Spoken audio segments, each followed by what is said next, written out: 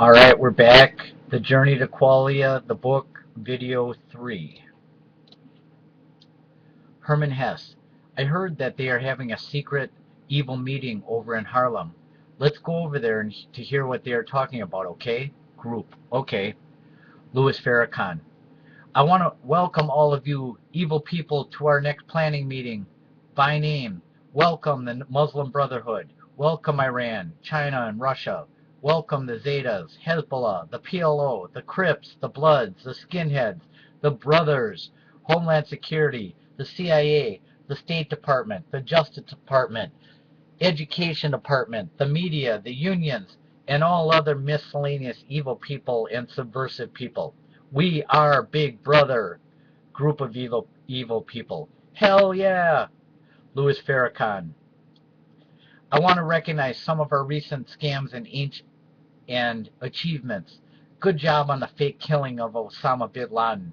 That was especially clever, how you used different electronic devices and screens of images to relay false information from one chain of command to the next, all the way back to the White House, so that the facts could be undisputable. A great use of planned hearsay. Also, amazing job on the Arab Spring. Kudos goes to the White House on that one. Taking over the entire Middle East and placing in your own socialistic and radical Muslim heads of state was brilliant. That was a tremendous use of propaganda and power. Also, good job acting like we are protecting the U.S. border.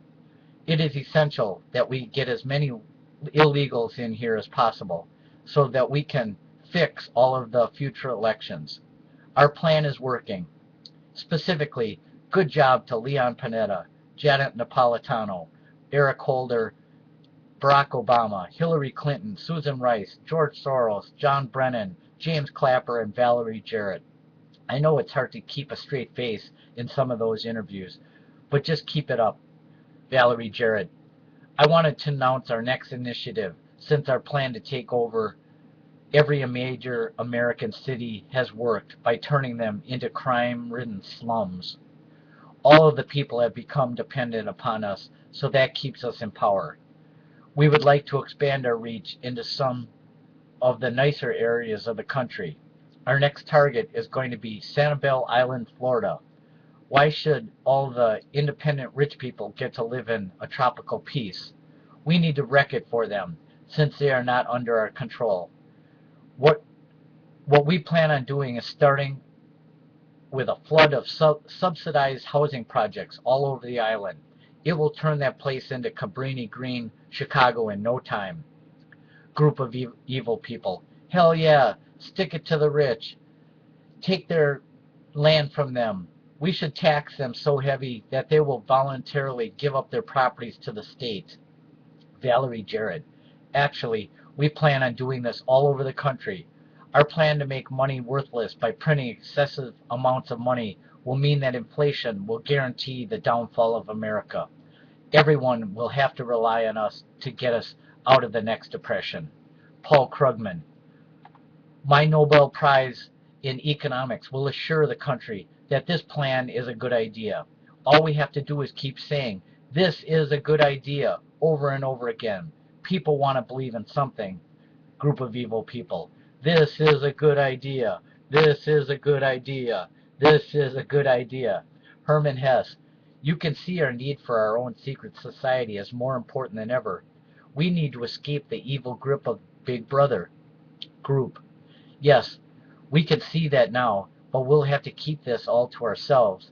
If they find out that we have created a perfect reality called the Glass Bead game, they will want to wreck it. They will fear independent thinkers more than anything. Gandhi. Maybe we could just talk to them and explain that love and nonviolence is the answer. Jesus. I don't think that's going to work. Remember what they did to me and you, Gandhi, when we told them that love was the answer. They shot you and hung me up on a cross with nails. Andre Gregory. We better take history as our guide. God created an evil world, so we better try to create a new world without all those evil people in it. For now, we can just act like ordinary submitting citizens so that we don't draw attention to ourselves. We will have to live in this imaginary place called the glass bead game for now, until they all kill each other off with a nuclear war. Then we won't have to worry about them anymore. But for now, let's just lay low and live in our minds. That is the only place where the glass bead game is safe. Alan Watts. It's a shame that we can't live in the real world, but I guess you're right. We'll just have to live in the imaginary world of the glass bead game. We don't have a choice. Van Gogh. It's like I told you guys before. We are too good for this world. It's really a shame. Lao Tzu. We keep blaming all of the evil people in the world, but you also have to lay a lot of this blame on God. If He didn't create an imperfect universe with evil in it, we wouldn't be having these problems. Friedrich Nietzsche. Good point. We would almost be better off if God were dead too. Zeno. I know what you mean. It sounds creepy to say that you want God dead, but you have to come to the realization that God is evil, don't you? God created evil, so God must be evil, right? Empedocles. That is so offensive to hear. Our universe was created by an evil genius. What does that make us then? Evil? Sylvia Plath. That's right. Somehow we are going to have to carve out all of the evil within us and throw that away as well if we're going to ever reach perfection. Virginia Woolf. How are we going to do that? Albert Einstein. This problem may be bigger and more complicated than any that we have ever worked on before. F. H. Bradley. Yes, how do we get rid of all evil, including the evil that is inside of us? Galileo. It's almost like there is a grand parasite within us that has to be extracted, but we're not even sure where to begin doing this. George Orwell. Hasn't this parasite been inserted in our minds subversively in some way by Big Brother? Haven't we been conditioned through the media, our education system, our legal system, our norms and values, advertising, and all of our experiences to believe the way we do? Aren't we really what we believe all within our own minds? Corey Taylor. So is Satan in charge of Big Brother or is God? Satan is pure evil, right? Satan came from God, right? So isn't God responsible for Big Brother? Friedrich Nietzsche. This all goes back to the free will issue.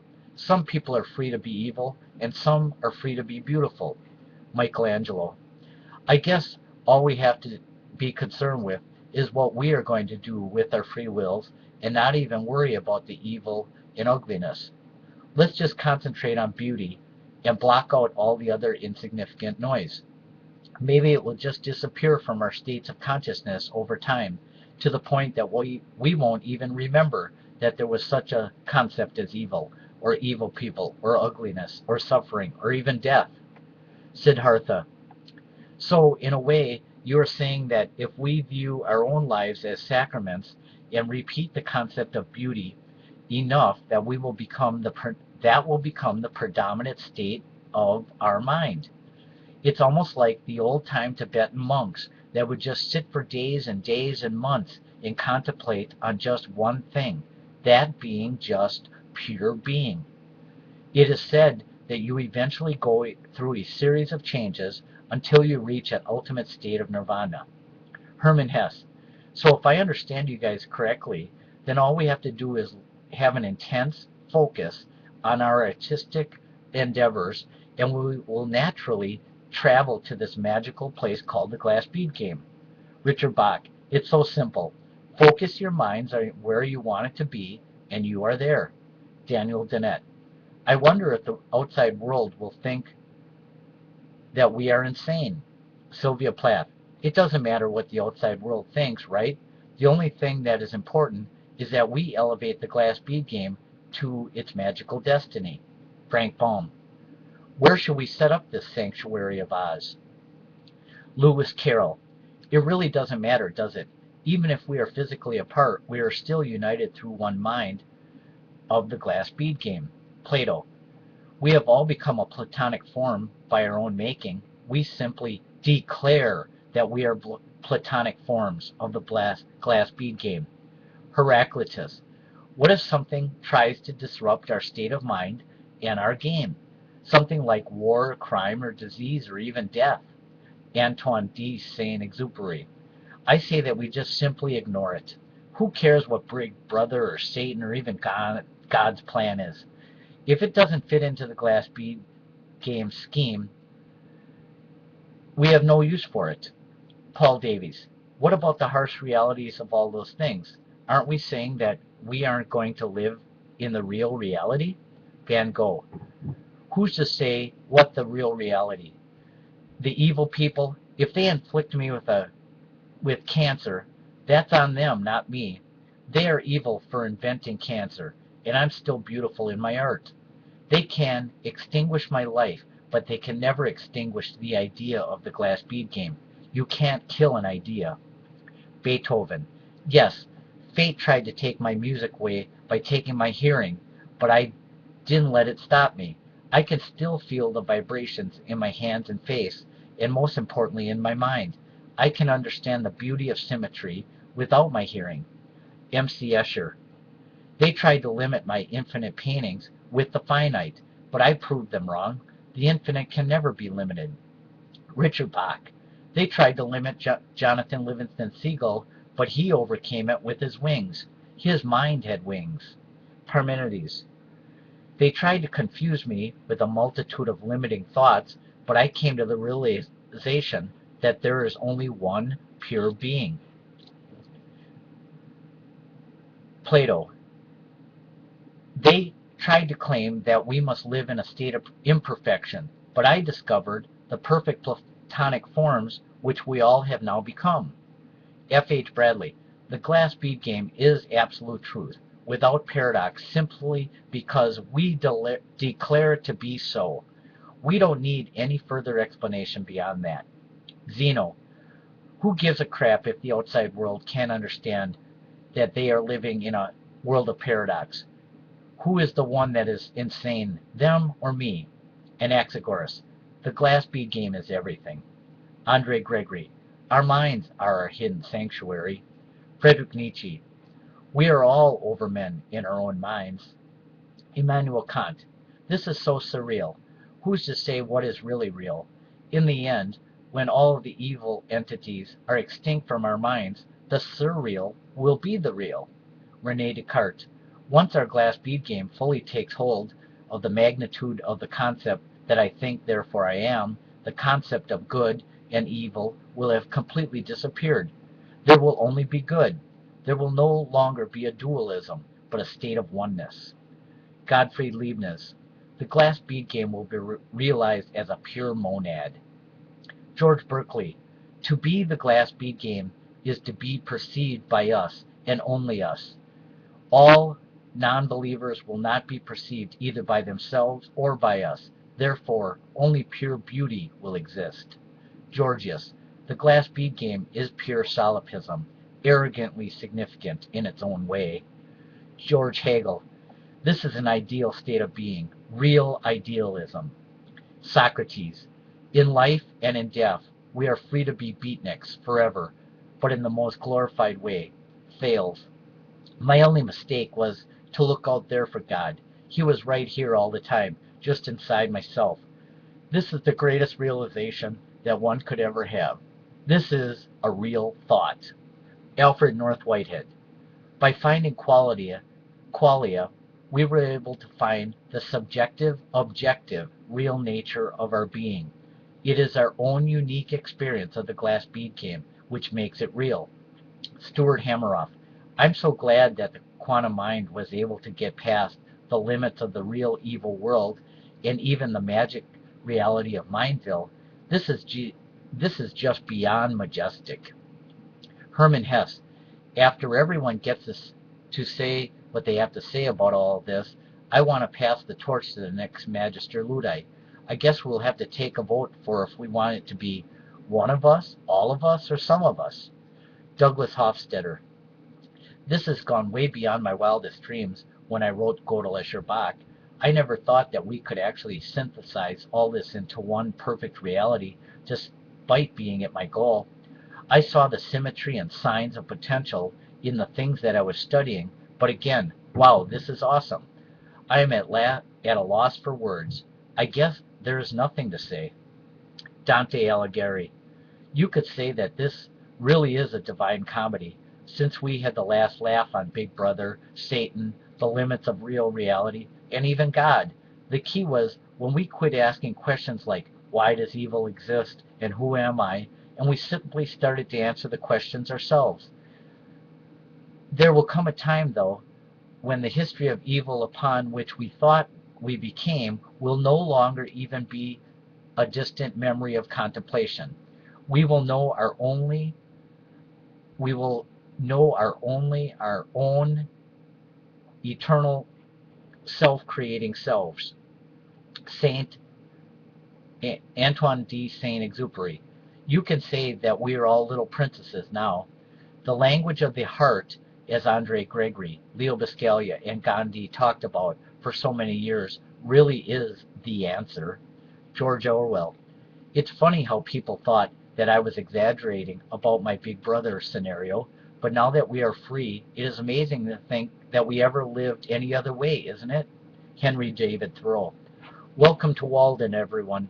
Some of us just take longer to arrive than others, but I'm glad we're all together now in eternity. Fyodor Dostoevsky. I am one of the most relieved of the members. I suffered great psychological damage living in the evil real world. Now all of that has been lifted from me, like a million-pound burden of sadistic gravity. Thomas Mann. When Herman Hesse included me in the glass bead game, I knew my destiny was great. My destiny was to become part of all of our greatness within myself.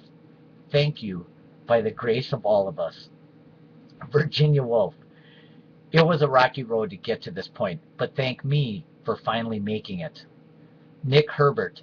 We all knew the world was a little weird once we started getting into quantum reality, but I never knew that it would be this weird. Aldous Huxley. It really is a brave new world when you put yourself in complete control. It's a little scary to declare total freedom. Lewis Carroll. Alice showed us the way in her own little way. Miguel de Cervantes. The ballet they did of my Don Quixote exemplifies in a small way the beauty of all this, don't you think? Norman Vincent Peale. I was wondering why the real world shunned my view of the power of positive thinking when it came out. They were afraid of our ultimate freedom. That really verifies their evilness. James Joyce. Wow, this is an avant-garde. Wow, this is as avant-garde as it gets. Sophocles. It's funny that it's funny that our fate was to be free. Frank Baum. Oz is a reality. Marcel Proust. We have all been in search of lost time, but now we have arrived. The eternal now. Michelangelo. We all tried to send the real world messages about the way, but so many were deaf and dumb to the truth. I guess we just ran out of time and patience. Raphael. This is my school of Athens. Vincent van Gogh. Now we can all say that we are beautiful enough for this world. Pablo Picasso. I tried to show the real world the truth with my cubism, but they just thought that I was nuts. They didn't see reality any way we tried showing it to them. Oh well. Salvador Dali. I tried showing them reality with my surrealism, but they just thought that I was an insane clown. Rembrandt. The grand painting of life is of pure beauty now. Leonardo da Vinci. The perfect man has been attained in our secret society. Perfect symmetry and perfect beauty. Claude Monet. My impressionist paintings of man's innate oneness with nature has been realized. Pierre Auguste Renoir. My impression of this is of the highest order. Titian. I guess our art isn't so mythical anymore, is it? Auguste Rodin. Now we have all the time in the world to think. Practicalities. This is why I travel to Venus so often. Bernini. Apollo and Daphne understand fully now. Donatello. Art is no longer an illusion. Here. Nor was it ever. Ludwig van Beethoven. Schiller was right when he declared an ode to joy. Wolfgang Amadeus Mozart. There's nothing to say anymore, only play. Chopin. Now we all realize the romance of piano and music. Haydn. My sonata forms have truly become platonic forms with my friends Beethoven and Mozart. Johann Brahms. The elegy they played for me is not only a symbol of beauty and perfection any longer, it is an eternal state of being. Johann Sebastian Bach. You think you have achieved something big when a state like Germany declares your work an anthem, but it pales to the magnitude of my induction into the glass bead game, since this is an eternal recognition of the self. Richard Wagner. They always thought that Friedrich Nietzsche and I were arrogant, and they may be right. Our arrogance is so great that we are able to completely leave their world in the ultimate portrayal of snubbing. Dr. Babbage. They could never truly appreciate your brilliance. You were left no choice but to leave them, wallow in their ignorance. I know that this may be one of the meanest things that I have ever said in my entire life. I guess it just bubbled up from my subconscious somewhere. Sorry, but now that I'm elevated to this perfect world of the glass bead game, the truth is simply the truth. Felix Mendelssohn.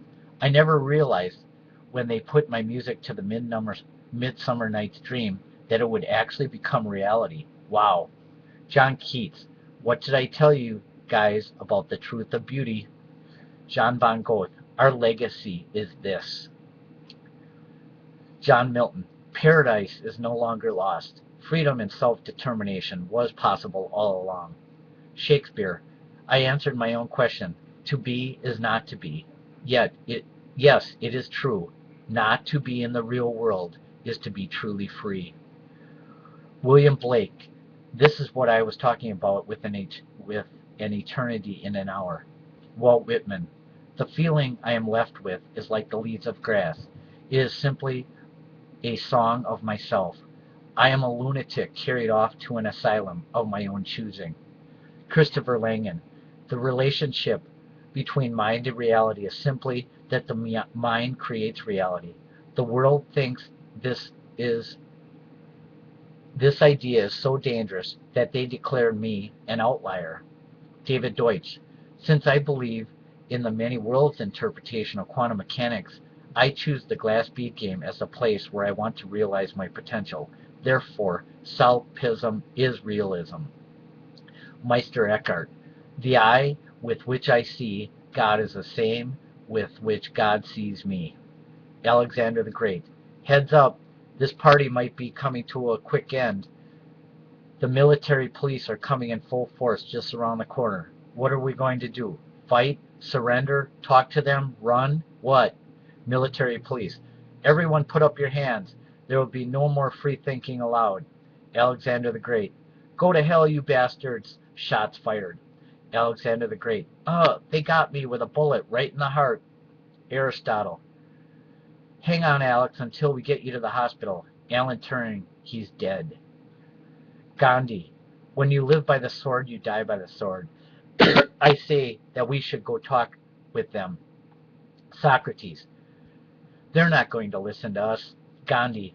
You will have casualties in any war, even a war of nonviolence. Aristotle. I don't think that this is going to work out right now. We all agree that the average man is not elevated enough yet to know what love is, that love is the answer. Lao Tzu. I don't mean to sound like a wimp, but the art of war rules dictate that we must go hide in the mountains until this threat passes, because we are outmanned and insufficiently armed. That is the harsh reality. Group. Okay, let's do it. Alan Turing. That was a close call today. They were going to kill us all, or lock us up and throw away the key, so that our ideas wouldn't spread to the masses. St. Anselm. Everyone bow your heads and pray while we rest Alexander the Great's soul to peace. Group. Amen. Lao Tzu.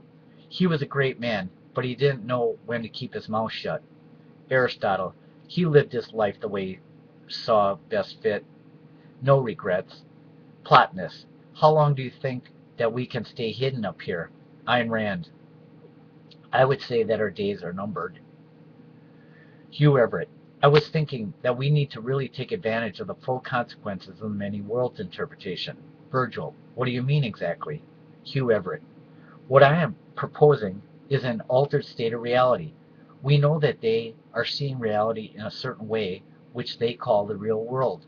What if we could alter our appearance so much that they wouldn't even see us? We, in effect, would just blend in. We could just act like we are one of them, but still exist in as our real true selves behind the scenes, so to speak. Socrates. Isn't that kind of dishonest? I mean, to ourselves mostly. I don't really care what they think. Werner Heisenberg. We would almost have to live like real magicians, where we create a certain level of elusive illusion. Max Planck. We could then have the evil state think that we are something that we are not, so that they will leave us alone. Michelangelo.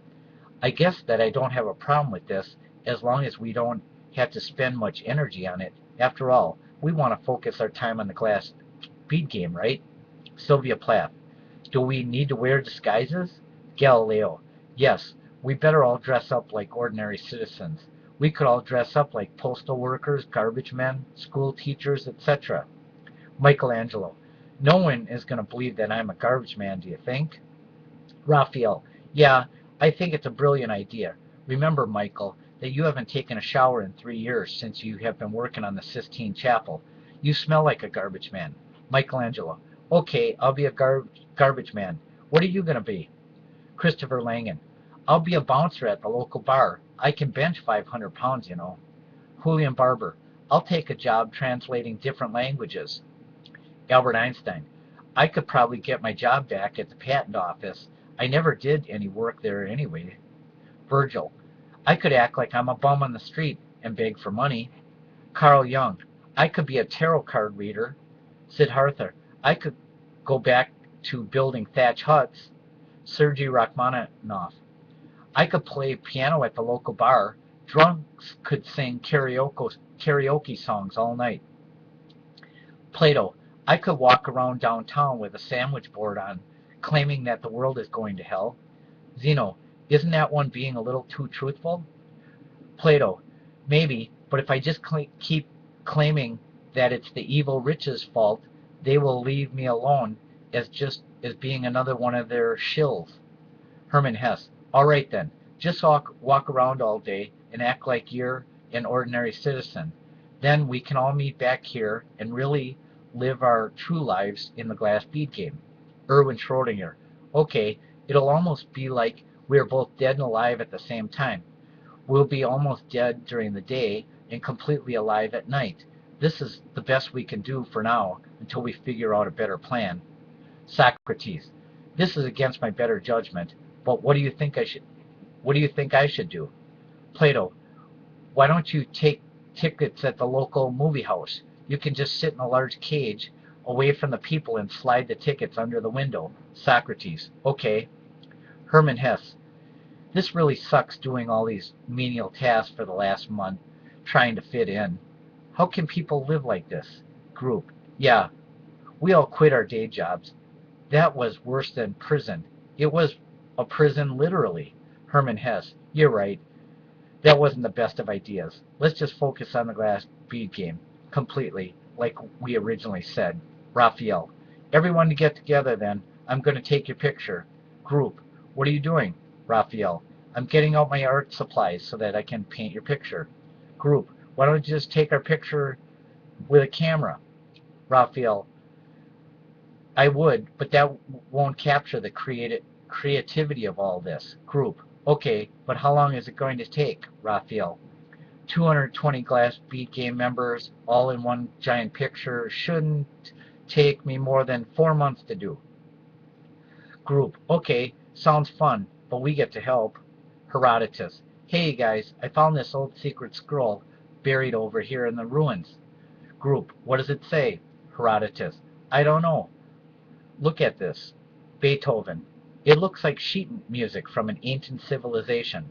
Douglas Hofstadter. I wonder what it means. Zeno. It probably doesn't mean anything. Mozart. Ludwig, why don't you play it for us? Beethoven. Okay, here we go. Group. That was beautiful, Ludwig. Good job. That was like it was inspired by God. Johann von Goethe. That was beautiful music. It inspired me to write the following words, which I call Welcome and Farewell. But already at morning light, my heart was crushed in parting. In your kisses, what delight! In your eyes, what suffering! I went, you stood, looked from above, and saw me go with tearful gaze, and yet what joy to be loved! Dear God, to love, what happiness! Douglas Hofstadter. I told you it means something. Everything means something. Zeno. You were right, Doug. How did you see those words in that song, Goethe? Johann von Goethe. All of us are to see the beauty in existence.